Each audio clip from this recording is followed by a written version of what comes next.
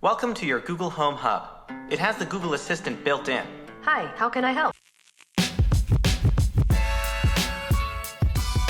Hi everybody, this is Fox Nomad and this is Google Home Hub. So today I want to help you travel smarter by reviewing the Google Home Hub, which I did my first impressions video of yesterday.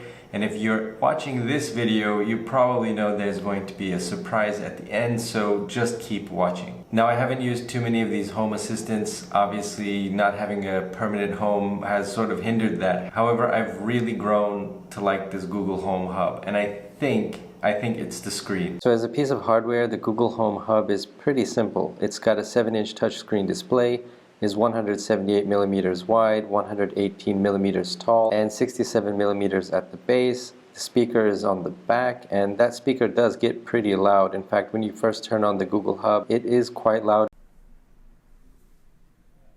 Welcome to your Google Home Hub. It's set at 5, which is in the middle of its range. It also has this physical button that lets you turn the microphone on and off, and a physical volume up and down button, although you can adjust the volume using voice commands as well. It has an ambient light sensor and these 2 microphones on the front. And if I do have one gripe with the hardware, it's that this power cord is not very long. Right out of the box, when you plug in the Google Home Hub, it's going to tell you that you need the Google Home app. The Google Home app is free for iOS and Android, and it lets you set up the Wi-Fi connection for the Google Home Hub. One thing I didn't like during the setup is that after every screen, it suggests some sort of tutorial video. I'm the type of person who likes to learn by using, but if you are the tutorial type, then you'll find those tutorials pretty helpful. Otherwise, the setup takes less than 5 minutes. The setup is pretty straightforward, and as the instruction manual says, when the Google Hub is ready to go, it tells you the first question you should ask it, which is, "Hey Google, what can you do?" So what I think the easiest thing to do would be to just ask Google. Hey Google, what can you do for me? I have lots of powers and they are growing every day. Hey Google, give me a recipe for shepherd's pie. Okay, here are some recipes. Hey Google, what's the average temperature in Berlin, Germany? In Berlin, July is the hottest month of the year, with an average high of 75 degrees Fahrenheit.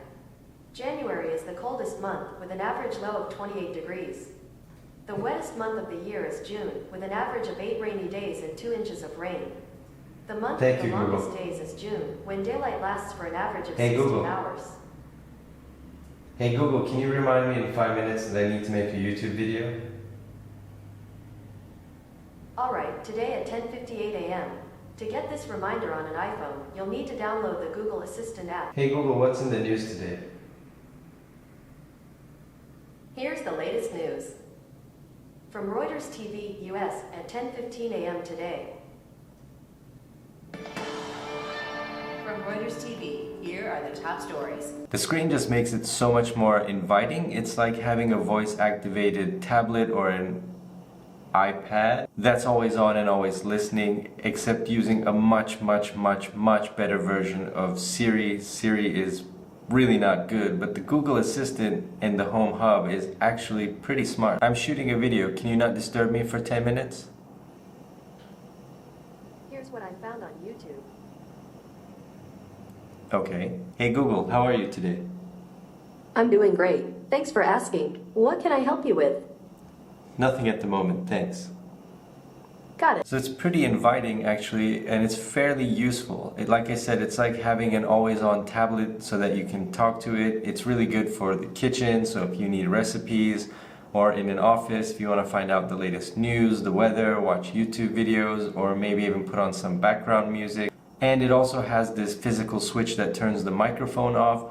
So for those of you who've seen those Alexa videos where Alexa just starts laughing randomly, or are worried about Big Brother listening to you, this might make you feel a little bit easier. And I'm pretty privacy conscious, but the more you use it, the more you realize that this is actually can be a very useful product, and it starts to make you sort of neglect the privacy concerns.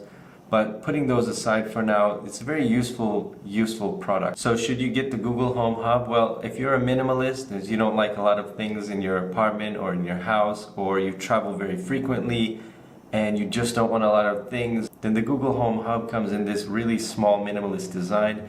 It actually can be a couple of products in one. It can be sort of your stereo, it can be a radio, it can be your television in terms of getting daily news.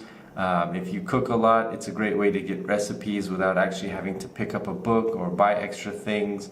So it has a lot of features built into it, and it really kind of accommodates a minimalist lifestyle if you're looking for just sort of an all-in-one product. And if you're one of those people that sort of just takes an iPad and places it somewhere, maybe to play music or whatever while you're doing some work, then the Google Home Hub might be kind of a nice addition to your home office. Obviously it needs the cord. It's not really designed to be portable in terms of actually going from place to place, but it is actually very small if you want to take it with you. And if you're really interested in it, I do have one of these to give away for you. I'm going to put a link in the description below. But essentially the way it works is if you subscribe, you get one chance to win. And if you leave a comment down below, you get another chance to win. I'm going to leave a link to that and how that all works in the description below. So if you want to win one of these, make sure you check that out. You've just got to subscribe and leave a comment before the end of January 4th. Which time zone should we use? Let's say US Eastern Time. So by the end of US Eastern Time, on January 4th,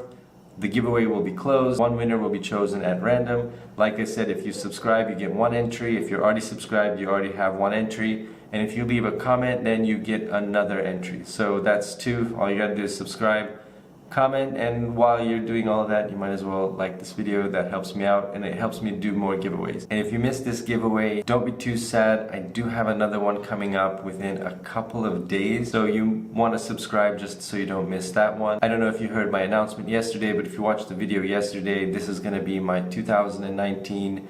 It's going to be my year of giveaways, so a lot of things that I'm going to be sending to you to say thanks for supporting my site, just supporting everything, just making this all possible for me. So I want to say thank you by giving you a lot of gifts. Thanks very much for watching this video. Good luck to all of you, and I hope you have a great day, and I will see you in the next video. Hey Google, play something to close this video out. Alright, here's a YouTube music playlist called Country Summer.